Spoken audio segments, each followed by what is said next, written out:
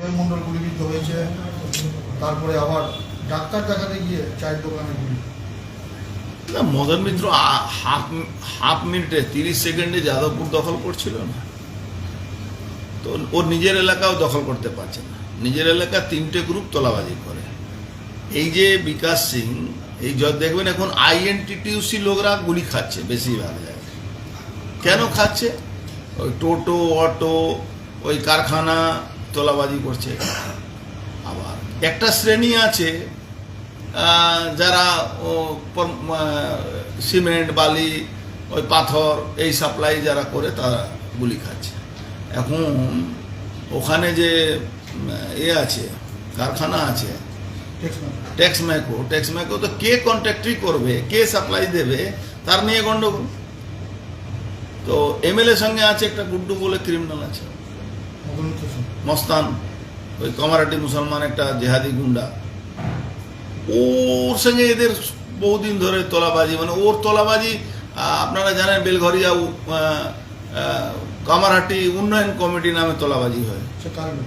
সে মদন মিত্র লোক। একটা টিম আছে মলয় ঘটকের লোক, আবার একটা টিম এদের আছে এদিকে জয়ন্ত সিং, যেটা ঘটনা ঘটেছিল আপনার মনে আছে। তো মোটামুটি বেলঘরিয়া কলকাতা কাছাকাছি পড়ে, সেহেতু তোলাবাজি চরম সীমায় আছে। আর যখনই কোনো ঘটনা হলে বলে মদন মিত্র দেখবেন বলবে এই বুঝে নেব, আমি 1 মিনিটের মধ্যে বুঝে নেবো, হাফ মিনিটের মধ্যে বুঝে নেবো, হাফ সেকেন্ডের মধ্যে বুঝে নেব।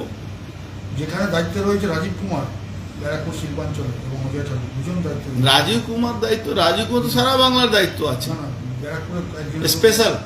আমি জানি না অজয় ঠাকুর হোক বা যেই ঠাকুর হোক, যেটা যে বীজটা পুঁতেছেন সেই বীজটাই তো উঠবে।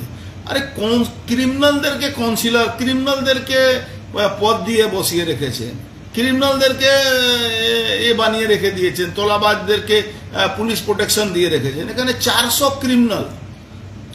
ক্রিমিনালকে সিকিউরিটি দিয়ে রেখেছে ব্যারাকপুর পুলিশ কমিশনারেট। 400, এটা আজ থেকে না, ওই যখন থেকে তৃণমূল শাসনে এসছে 400 ক্রিমিনাল এখানে সিকিউরিটি পায়। তারা যে ক্রিমিনাল পুলিশের ভয়ে পালিয়ে বেড়ায়, তখন পুলিশও দিশাহারা হয়ে গেছে, পুলিশ কিছু করার নেই। এখন আপনি যদি, আমি কেউ পুলিশকে দোষ দিয়ে, আমি হয়তো পলিটিক্যাল পার্টি আছে, পুলিশকে দোষ বলবো, এটা বলতেই পারি, কিন্তু অ্যাকচুয়ালি পুলিশের কিছু করার নেই। পুলিশে ভর্তি হচ্ছে না, পুলিশে কোনো নতুন চাকরি নেই, সিভিক ভলেন্টিয়ার থানা কন্ট্রোল করছে, সিভিক ভলেন্টিয়ার পয়সা কন্ট্রোল করছে, কে তোলাবাজি করছে।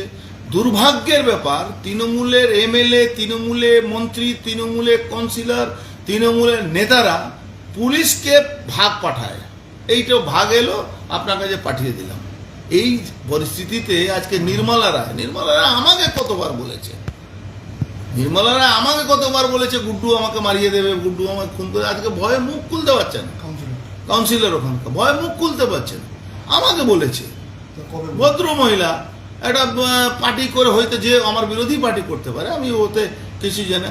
অ্যাকচুয়ালি কি আছে, একটা সময়ে কামারহাটিতে মুসলমান গুন্ডারা গুন্ডামি করতো, নাম করে আনোয়ার, এই কোন আছে সব, গুড্ডু, তারপরে আর অনেক আছে। ওখানে ক্রিমিনালে তো মানে ফ্যাক্টরি আছে।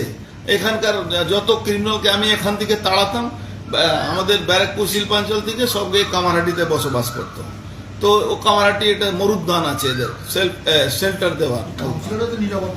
এখন BT রোডের জাস্ট ওপারে, যেখানে বৌদ্ধিষ্ট বাঙালি হিন্দুরা বসবাস করে, সেখানে তোলাবাজিতে চরম সীমা পৌঁছে গেছে। সেখানে বাঙালি এলাকাতে, হিন্দু এলাকাতে, যেখানে বাঙালি হিন্দুরা থাকেন, এই মুসলমান জেহাদিরা গিয়ে ওখানে খুন করছে, তোলাবাজি করছে, মার্ডার করছে। এই বিকাশটাকে আমি বহুদিন ধরে জানিয়ে ওর সঙ্গে থাকে, ওই নির্মলা রায়ের সঙ্গে থাকে, কিন্তু ওখানে পরিস্থিতি ভয়ঙ্কর আছে। ওখানে MLA, ওখানকার কাউন্সিলর, ওখানকার চেয়ারম্যান, ওখানকার গুন্ডা, ওখানকার পুলিশ সব একাকার আছে। সবার ভাগ পৌঁছতে হবে। এই ছেলেটা মানে কি বলা যাবে, এখন তো হিন্দুদেরকে তৃণমূল করছে কেন, এটাই একটা বড় প্রশ্ন। শুধু এরাও স্বার্থের জন্যই মরছে। যে হিন্দু এখনো তৃণমূল করছে, ও শুধু স্বার্থের জন্য করছে। গ্রেফতার কেন হবে? পাশেই তো থাকে মদন মিত্র, সবসময় ডান দিকে বাঁ দিকে শুধু ক্রিমিনালরাই তো থাকে। একটা সময় ছিল এই আনোয়ার টানোয়াররা কি করতো ওখানে একজন পুলিশ অফিসার ছিল, সে অ্যারেস্ট করতো, আনোয়ারকে দিয়ে খুন করাতো। ওই পুলিশ অফিসার নামটা ভুলে গেছে, খুন করাতো। আজকে সেম পরিস্থিতি হয়ে গেছে, এমন পরিস্থিতি হয়ে গেছে পশ্চিমবাংলা কি আর বলা যাবে না, মরুদ্যান হয়ে গেছে এখানে ক্রিমিনালদের।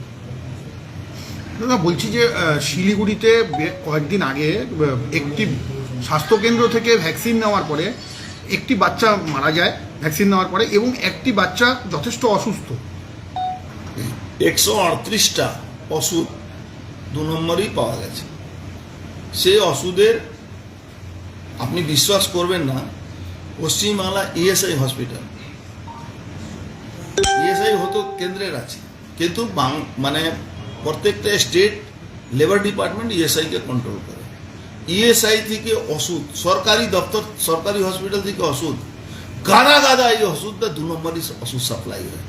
যারা এই ফেয়ার প্রাইস সব দোকান করে তারা নিজে বলে কি দাদা এই ওষুধটা কিনবেন না, ডক্টররা বলে দয়া করে এই ওষুধ কিনবেন না, আমাকে দোষ দেবেন না।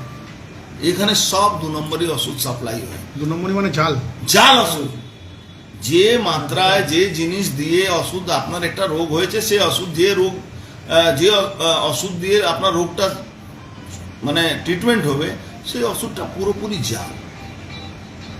আপনি দেখছেন তো ওষুধ, জাল ওষুধের, জাল স্যালাইনের জন্য কাকে ডাক্তারকে সাসপেন্ড করা হলো, যে বানাচ্ছে সে পাশে দাঁড়িয়ে হাসছে। যে বানাচ্ছে, যে ওষুধটা